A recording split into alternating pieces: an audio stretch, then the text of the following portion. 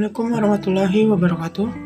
Di sini kami akan menjelaskan tugas kelompok dari mata kuliah perancangan kota dan kawasan.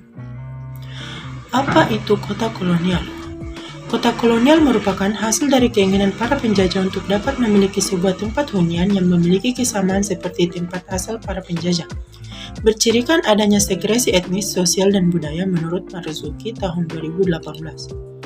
Pembangunan kota-kota kolonial di Indonesia dimulai sejak dikeluarkannya Undang-Undang Desentralisasi pada kisaran tahun 1900-an yang dikeluarkan oleh pemerintah Hindia Belanda.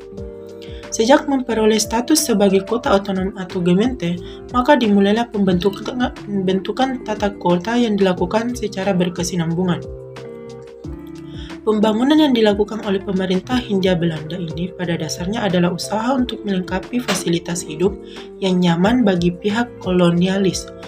Adalah Herman Thomas Karsten, seorang planolog kota kolonial Hindia Belanda terkenal yang telah berjasa mendesain tata kota kolonial.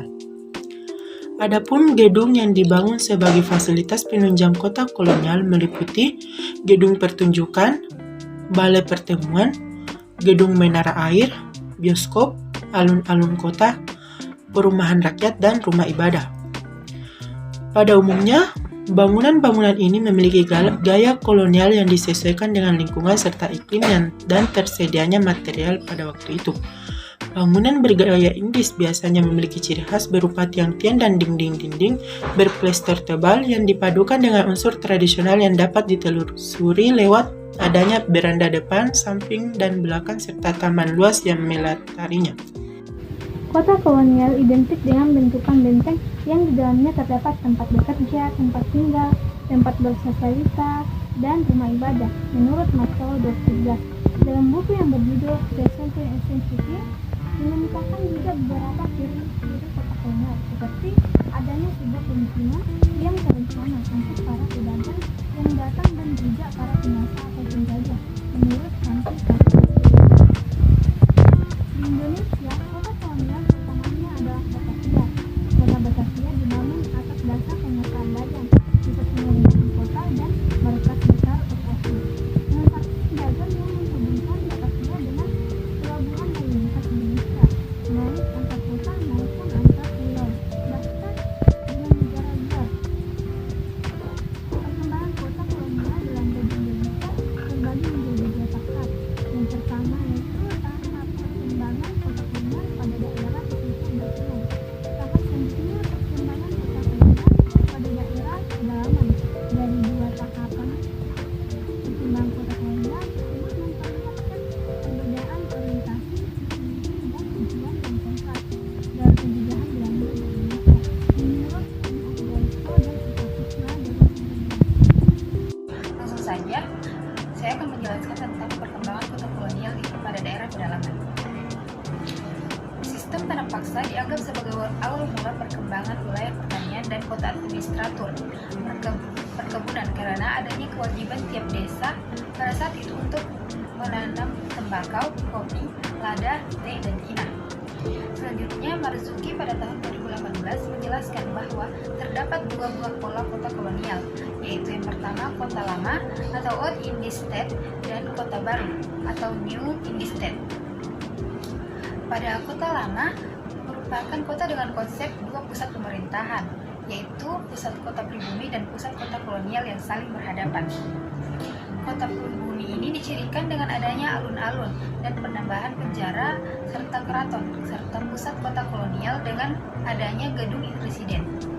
Lebih lanjut, Marzuki menjelaskan mengenai pola kota baru atau New Indies State.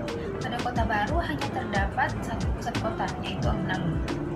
Sejatinya, alun-alun ini merupakan simbol pusat kota pribumi dan kolonial yang tergabung menjadi satu dalam satu lokasi. Keberadaan alun-alun sebagai pusat kota kolonial kemudian berkembang menjadi identitas kota yang khas pada zaman kolonial. Dekat dengan pusat pemerintahannya terdapat juga pasar dan daerah pertokoan. Pembangunan kota baru merupakan bentuk dari hegemoni power penjajah, karena tujuan dari pembangunan kota baru adalah untuk memperlihatkan adanya kekuasaan pemerintah kolonial pada tanah yang dijajahnya. yaitu proses terbentuknya ruang kota kolonial di Indonesia. Sama halnya dengan bentuk ruang kota kolonial di dunia pada umumnya, bentuk ruang kota kolonial di Indonesia terbentuk oleh proses hibridasi. Nah, proses ini mengubah karakter kotanya sepanjang waktu, bergerak dari upaya penghapusan ke kompetisi dan hidup bersama yang kreatif. Nah, sedikit pembahasan mengenai proses terbentuknya ruang kota yang sudah lebih dahulu dibahas oleh Yunes Widodo dan menghasilkan beberapa konsep, yaitu transplantasi, adaptasi klimatik, akomodasi kultural, dan hibridasi. Nah, kaitan antara pembentukan ruang kota terhadap perubahan sosial ekonomi masyarakat akibat kependudukan kolonial Belanda yang membedakan sudut pandang penelitian ini dengan yang sudah ada. Jadi di Indonesia itu ada beberapa contoh kolonial, contoh kota kolonial yang ada di Indonesia. Yang justru yang paling kita kenal itu ada di Kota Bandung. Karena di Kota Bandung itu ada beberapa gedung merdeka, Bandung, ada juga Gedang Sate Bandung. Itu ada beberapa contoh dari kota kolonial.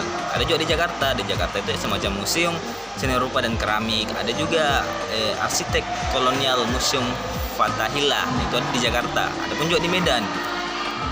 Di Medan itu juga ada beberapa dari contoh kota kolonial.